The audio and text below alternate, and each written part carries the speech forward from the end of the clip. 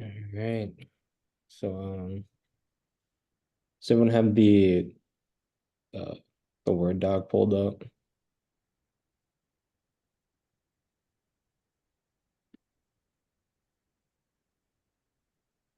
Do you have it pulled up? I do. Okay. I just didn't know if anyone else did. I have mine pulled up now. Right, so guess we can start on the first question, comparing and contrasting the three different approaches to ethics. Um, how is each different from one another, and what component does each emphasize?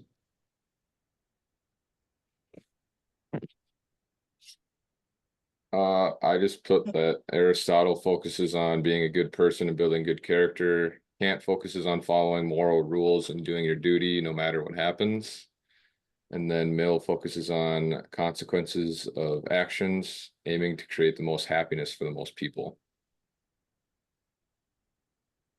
Yeah, I put Aristotle focuses more on the character of the situation rather than the rightness or wrongness, and it kind of focuses more on context versus the other two. So we can, I yeah, said the Aristotle focuses on the actor, Kant focuses on the action, and then Mill focuses on the outcome. so I mean, I pretty much had the same things. So I mean, we can all pretty much just agree on that. Um, they all kind of have a different perspective on the outlook of ethics. I mean, they intermingle a little bit with Mills and Kant's. They kind of intermingle on the action aspect, and Aristotle is the only one that kind of focuses on your own characteristics. Yep.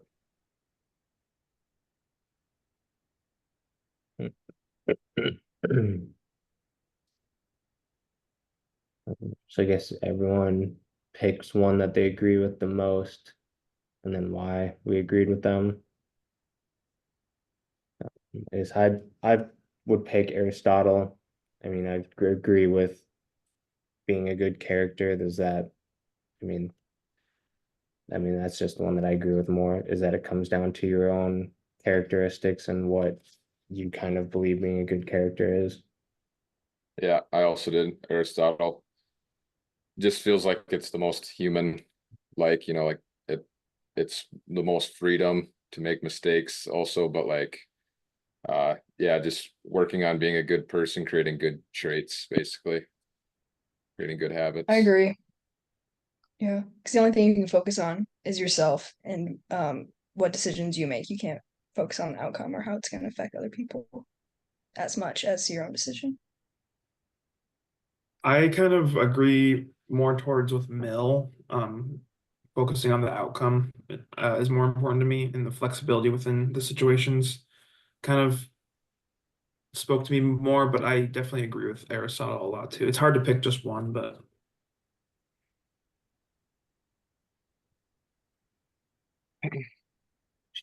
These down.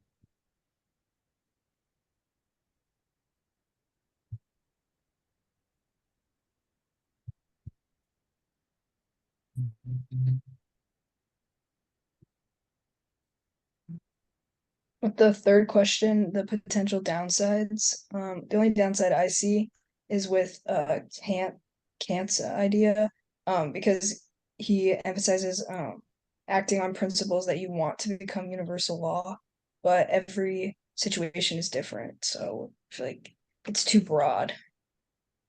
yeah, and Kant Yeah, has very strict guidelines and can really lead to more questionable outcomes. And then I said Aristotle's pretty subjective and doesn't have clear guidance. And then Mill sometimes justifies actions that are wrong. yeah, that's basically what I had as well.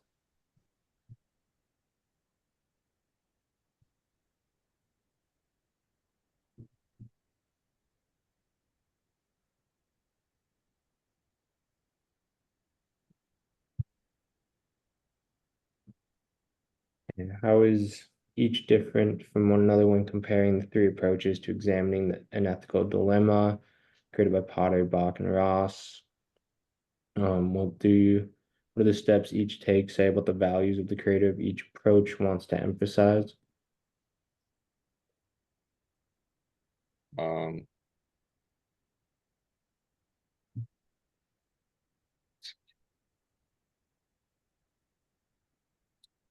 I just kind of put down that Potter focuses on the facts and values, and then Bach stresses honesty and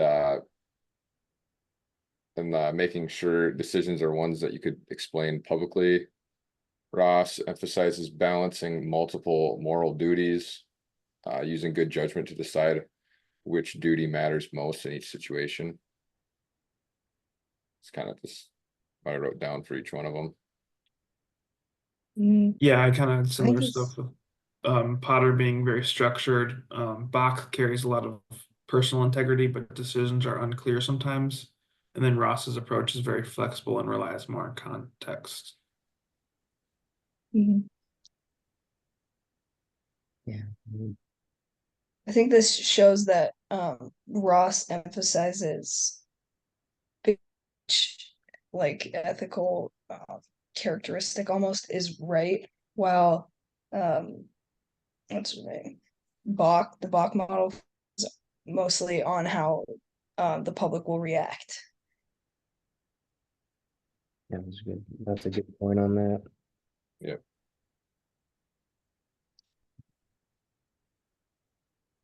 Which one did you guys agree with the most? I mean, I agree with Ross that using moral duties kind of based on each individual situation, that there are so many variables that you have to take into account that you can't just follow the same code every single time, no matter what. And that it can just vary based on what is going on. Completely agree. Yeah, I agreed with Ross more because of the flexible and context-driven choice making. I also said the same thing.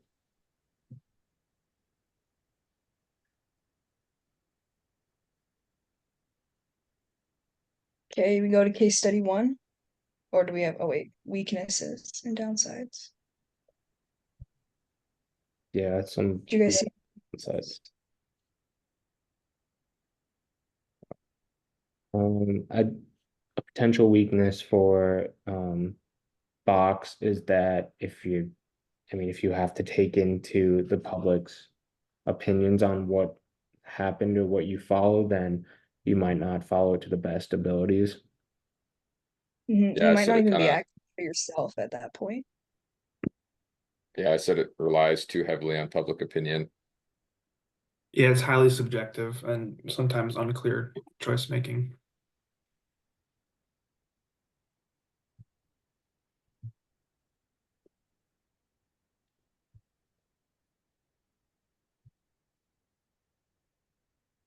Like kind of just deciding based on public opinion.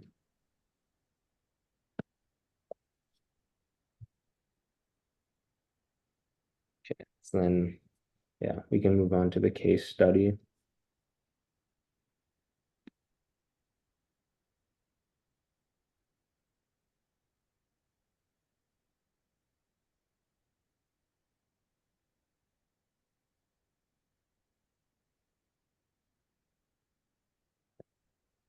So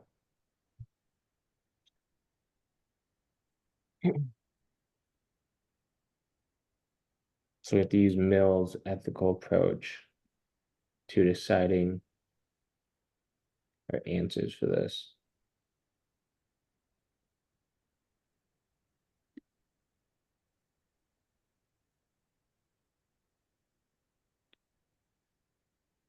The facts of the So the situation are, facts- yeah. sorry.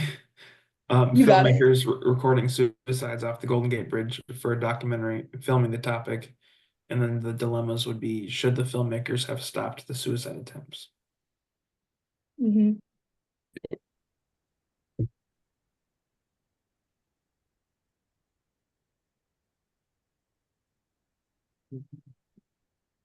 writing it all down. I feel like the values that come into play for this situation are that he's a filmmaker. That is his main concern is with his film. So I think he almost his values and ethics are pushed to the side a little bit because he's not focused as much on the outcome. But then that's Mill's focus, which is on the outcome. So then thinking like that he should expect the outcome of his video to be negative, like a smart film or whatever it's called. I can agree with that. Yeah,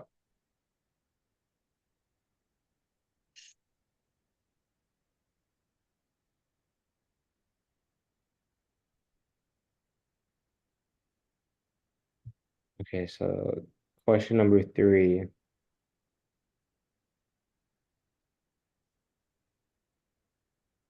Are we supposed to do this a second time with Kant's? Yeah, so this one is still the same, looking down, it just goes over the same questions again, just using a different one. yeah, I think we just follow the other ethical reasoning or whatever. The same questions over the same state case study, I think. I think I don't even know. This doesn't reading this, I'm just kind of confused with it. I think we just do the questions again, but from Kant's perspective. Yeah, so I'll just mark them off as Mills. And then Kant.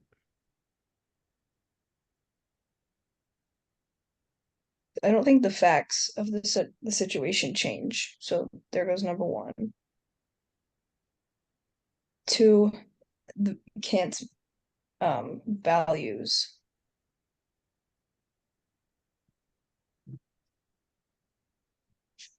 If we're using Kant's, then he should like honesty, public safety, and all of that should be prioritized because if his focus is on what he wants to become universal law, it's almost saying like treat others how you want to be treated. So you wouldn't want a video of yourself jumping off the bridge out in public in that way. So kind of goes against the values. Yeah, I Yeah. think honesty is especially apparent with initially lying about what the film is about to the workers of the bridge. And then public safety with the suicides, I would agree with.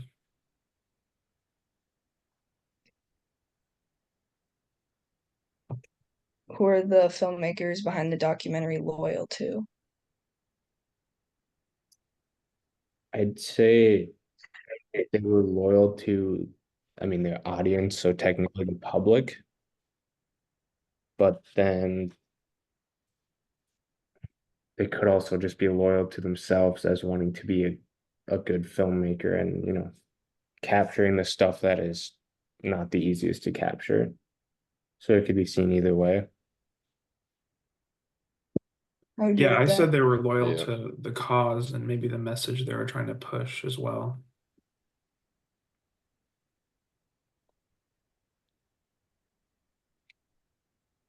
I think they're loyal just to the filmmaking industry, that they'll do whatever it takes, like lying to the workers to be able to make the film.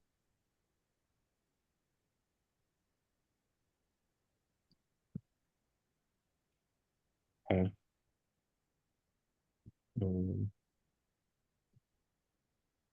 So based on the steps from above, answer the questions related using utilitarianism. So should the makers of the documentary try to intervene in any of the 20 plus suicides they witnessed?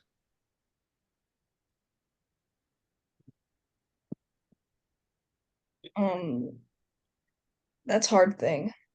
I'd say yes, but like from their viewing spot, by the time they get over, like they're not really helping. And if somebody already wants to commit suicide, I don't think you can completely talk them out of it.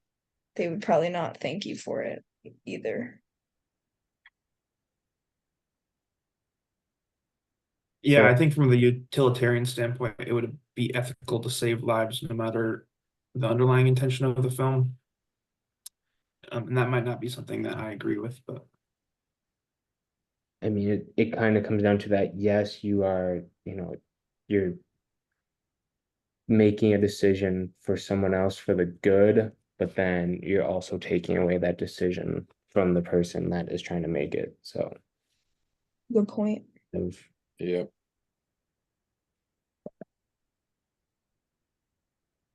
Does this violate their privacy? I'd say in a way it kind of does. I mean, uh, I feel like it could recording the last moments of someone's life could violate their privacy for their not like just them, but like their families in the past, like a constant recording basically of their suicide could affect the families in the long run, like continuous grieving, I guess, because it's public. yeah, I said it's a moment of weakness being violated by a third party, and the release of the film is considered unethical to the family's privacy on the situation. Yeah.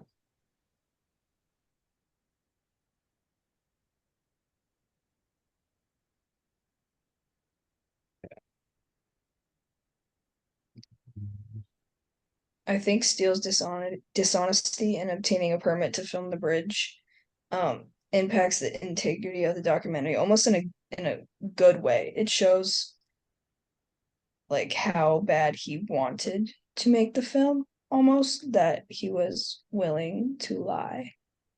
But then the way the public would see it is like if he's lying about why he's there, like I feel like it just puts a lot of questions into I the air mean, around the film in general. in the long run, like right away, I could see how it's perceived as bad for like lying about the reasoning, but like in the long run, if it saves lives by raising awareness of suicide, it could see as justifiable. I like that point. Yeah, the underlying intention of the film is good in the context, and the outcome worked out really well.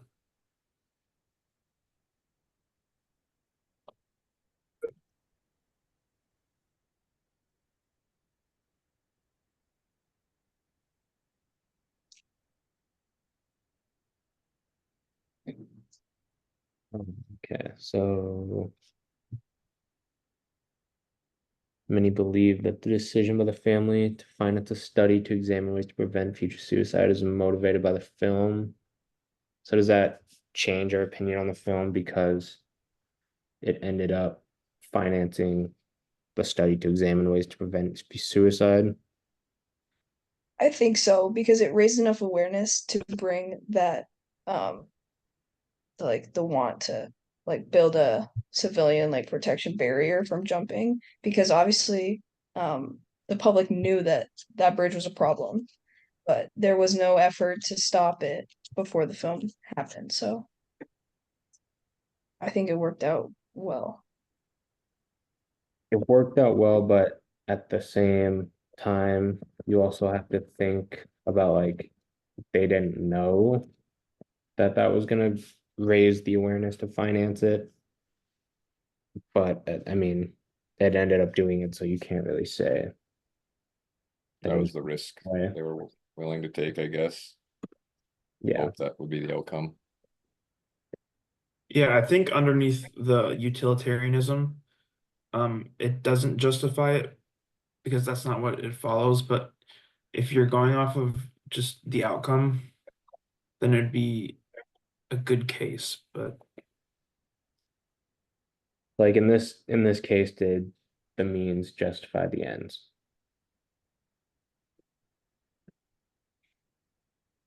Which I think. No.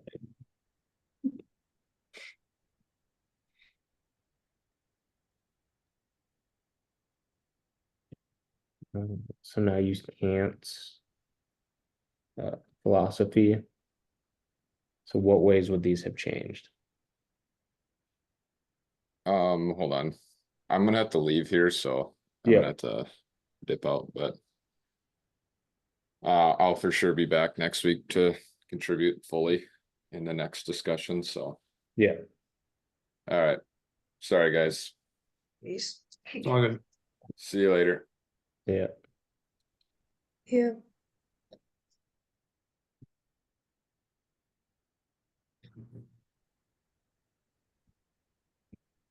So I think we just go back and talk about the same questions, the same 4 questions, just using Kant's view. Okay. Yeah, I think Kant's imperative is focused on the outcome. So that would kind of justify lying because of the greater outcome of the film. And I guess it would justify not stepping in on the suicides because the film raised awareness. Yeah, I can see it. I can see it that way. I don't I don't know. You have to look at it as like can't. I mean, they could, like we talked about earlier, they could have stopped the suicides from happening, but then can't kind of focus again on human anatomy or autonomy and doing making your decision. I think Kant kind of just shows um what was I gonna say? Like that the outcome he kind of just like lets the events happen. That's the mindset of letting the events happen, and then the outcome is like what was meant to happen if as long as you don't interfere. And then I think Mills is like vice versa. Okay. Yeah, and the dilemma there is that if they did stop the suicides, would the film have brought much attention to the issue and kind of drove the city to study ways to prevent this future suicides?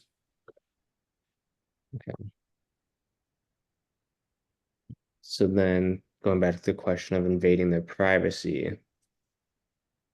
I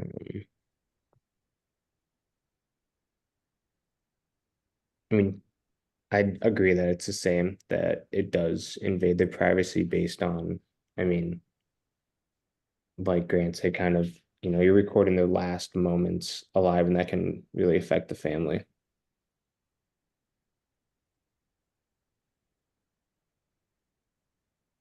I would agree.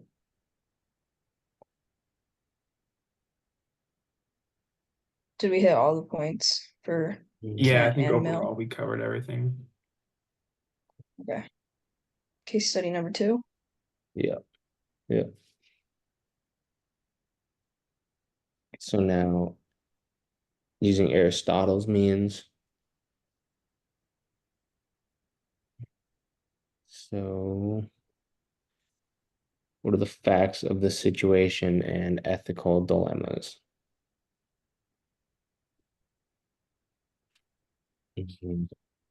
The facts are that it's a documentary series made about the life and murders of Jeffrey Dahmer. And the ethical dilemmas are that was it right to retell the horrifying story of a family's tragedy? And then that's just balancing the entertainment aspect with the respect.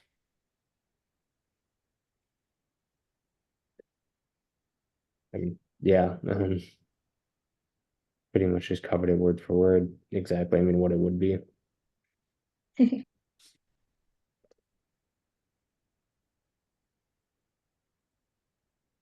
What values come into play in this situation? Mhm. I almost think that there is no right to privacy because the the victims were already known, not through a TV show, but they were already known. Their families already had to suffer it. Um, Telling the truth behind the crimes, like, is exactly what should be done. We won't know to what extent the truth is being told because obviously we weren't there, and like the people who did experience it are dead. But I think that the film like showed the truth and exaggerated it like the perfect amount to where um like it serves its purpose as a film to like discourage serial killers but also bring awareness to what is out there and possibility of things that actually could happen. Yeah, I would agree. I also had like a value of profiting off of a tragedy, because no doubt that Netflix made a lot of money off of the Dahmer series. And in some But that's also cases, what not, TV is. Like, I don't think you can hold that against TV for like yeah, talking about something just because it's harsh doesn't mean it like shouldn't be talked about. yeah, and that brings into like freedom of press, because it is public news that you're just retelling in your way. And in some cases, not particularly this film, like the right to innocence until proven guilty, um, kind of painting a picture of somebody before the trial happens, brings into some ethical dilemmas, but again, not in this case, but I mean, you get pretty much covered. I mean, I was gonna make the point that it's all public records. There's nothing in there that is like hidden away that no one can see or something that's, I mean, only to the families, the victim's families. So I mean, anyone can know about it. So I mean, why not make And the at the end film? of the day, the victims' families, if it upsets them, they don't have to choose to watch it. Yeah, Like they're doing for it to sure. themselves at that point. Did we answer 3? I don't know because it says this step is done for you is what it says. All right, let's go to 4. Yeah. I mean, I can take a look at it later and just see. I think we save 3 for when we do it with Mill. Okay. So then loyalties, who are the makers of these dramas loyal to? I mean, I'd say they're loyal to, you know, themselves making money off it because they know that this is something people will watch. And if you do it right, it makes it even more watchable. But you don't know for certain, but they could also be loyal to spreading awareness, and just helping the overall general public. Yeah, you would hope that they're loyal to spreading awareness, but I honestly think they're just loyal to the money that comes from it. Yeah, in some ways it's loyal towards the audience. In other ways, it's loyalty towards the programming. So these questions again with Mill's theory. Yeah. So then consequences of the actions kind of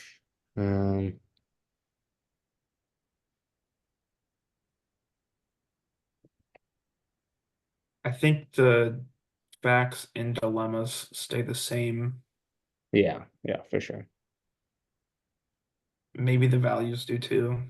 I mean, really the only thing I can think of is like, does maybe bringing up those past memories from the victims' families and like having them think about them again, does that justify getting the awareness out there and telling the story?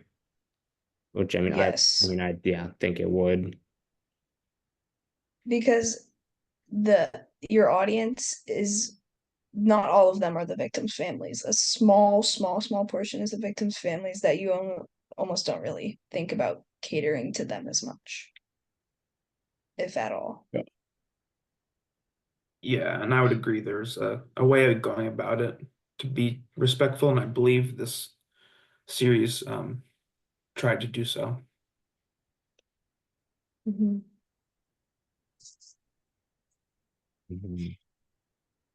And that goes with Mill's theory, just all of it is that the outcome is to blow up on Netflix. Like that their focus is on making as much money from the show as they can, with hopefully they wanted to spread awareness. Yeah. But we don't know that. So we kind of, and with that, I mean, following Mills, you'd hope that they'd be loyal to the general public and spreading awareness. Mhm.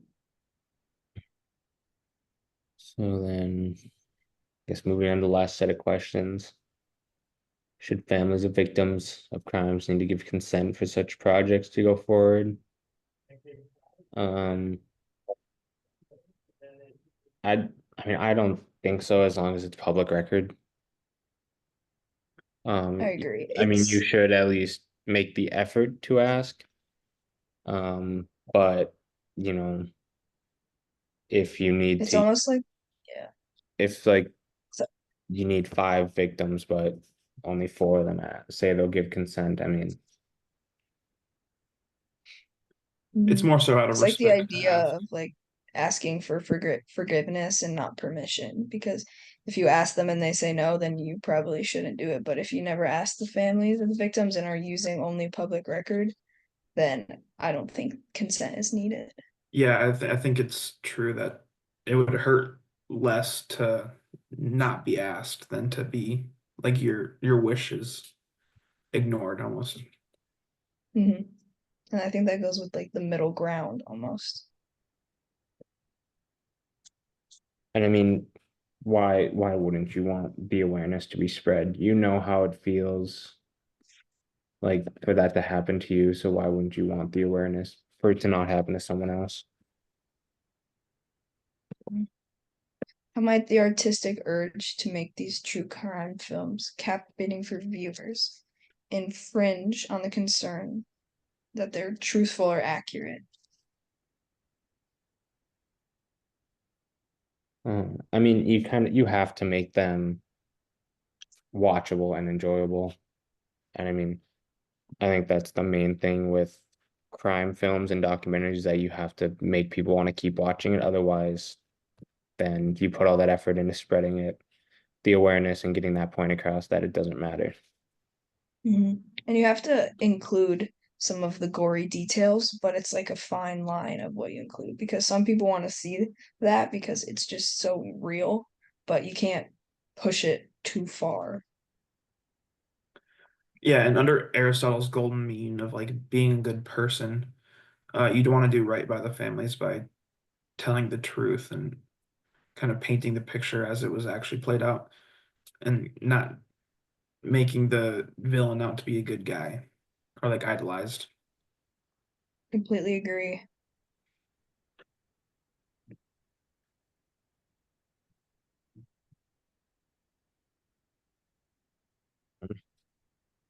The creative of Creator series, of this, you uh, got it. creator of the series defended the project, saying the series was not intended to dramatize the actions, but to explore the problems that were created due to serial killers, as well as failure to bring them to justice sooner. How much do you buy into that defense of the series?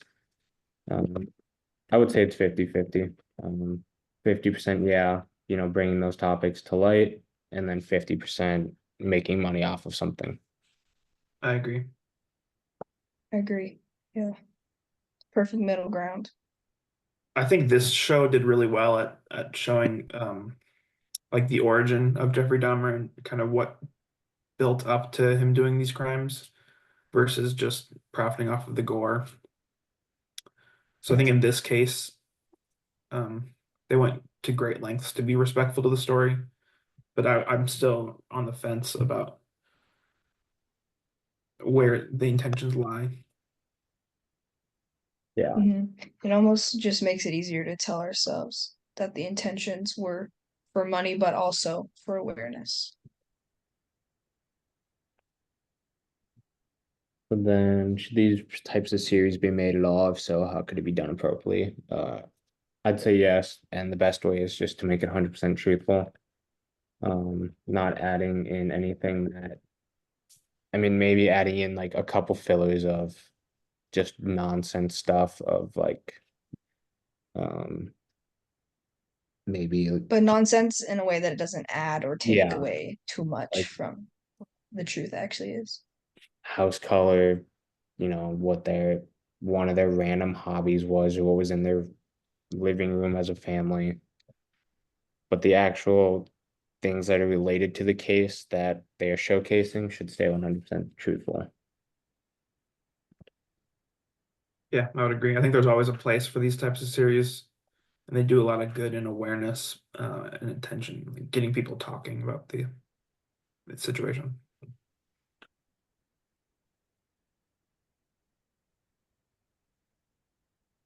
Mhm. So the last I question, almost think with Mill's utilitarian, it kind of stays the same. Most of the answers stay the same because we're thinking about how the show benefits most people and hurts the fewest. The fewest is in the victims' families. They aren't a concern when making the show. Yeah, I mean, Yeah, and he says making a there's- show, sorry, it no, always has the outcome in mind, which follows Mills. yeah, I mean, Mills generally is, focus on the consequences of actions, but I mean, that would be the only thing that I'd say is different is that making the movie or the TV series has the consequences on the people that were affected by it, but as we've said, it's a very small percentage. Yeah. And one thing I thought of, as part of Mill's utilitarian theory, kind of maximizing the ends over the means by donating some of the profit of the show towards a related cause or even the families. But I don't know if the creators would That- want to do that. Yeah. If they preached that their like the purpose of the show was to spread awareness, then I think that would be the way they should go. Yeah.